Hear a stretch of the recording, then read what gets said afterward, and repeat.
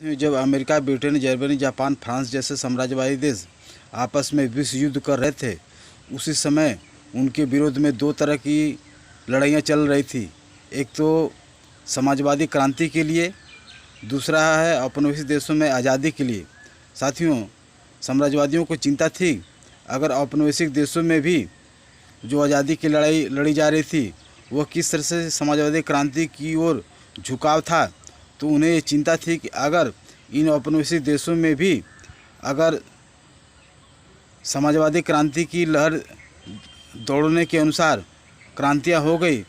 तो इन देशों के धरती के नीचे जो खनिज संपदा है और धरती के ऊपर जो कृषि संपदा है उनकी लूट बंद हो जाएगी। इसलिए उनको चिंता थी कि औपनिवेशिक देशों को किस तरह से आज़ादी दे दी जाए, किनके हाथों में आज़ादी दे दी जाए, ताकि इन कम्युनिस्टों की ओर ये अग्रसर न हो सकें, समाजवादी क्रांति की ओर इनका संघर्ष न बढ़ सके और आज़ादी की लड़ाई मजदूर क्रांति की ओर न बढ़ सके, जिसके कारण उन साम्राज्यवादी देशों का प्रभुत्व प्रभाव पूरे विश्व में कायम रहे। इसलिए साथियों, उन साम्राज्यवादी देशों ने अपने देशों के धनाढ्यों के साथ समझौता कर दिया,